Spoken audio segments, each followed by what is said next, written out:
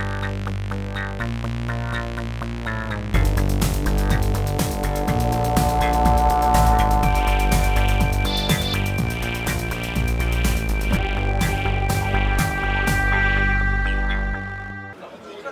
le H1 à l'antenne, sur la moto 2.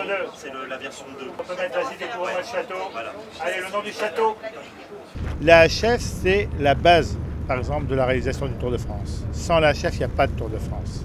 Alors très simplement, on va partir donc de la prise de vue. Donc la prise de vue, c'est effectué par 5 moto-images.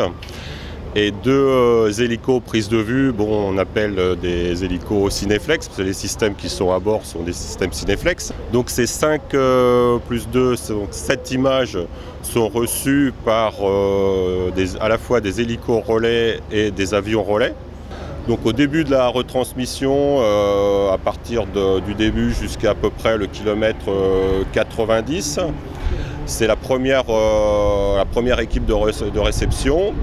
Et donc toutes ces images qui sont reçues à ce point sont renvoyées sur la ligne par satellite. On retrouve ces images au car HFR qui est sur la ligne d'arrivée.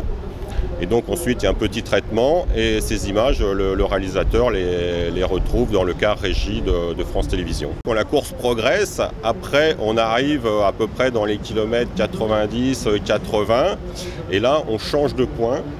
Après, c'est le point, ce qu'on appelle le point FH, faisceau herdien.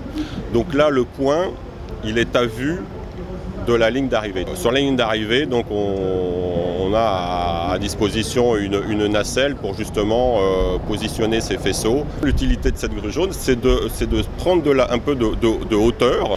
Bien souvent, il faut sortir un petit peu des arbres ou des immeubles pour voir, encore une fois, à vue directe, le point de réception FH, le dernier point FH. Aujourd'hui, le service HF de Remedia est incontestablement le service HF le plus performant au monde sur les courses cyclistes. Grâce à notre contrat pluriannuel, nous avons la possibilité avec nos équipes de faire de la recherche et du développement, notamment grâce à notre filiale Live Tools, qui innove sans cesse et nous permet année après année d'améliorer la retransmission du Tour. Nous sommes fiers de pouvoir déployer tous ces savoir-faire qui permettent de couvrir avec autant d'efficacité et autant de pertinence, quelles que soient les situations. On l'a vu il y a 3 jours dans un orage infernal, on a réussi à ramener des images et ça c'est surtout grâce aux gens plus que grâce aux équipements.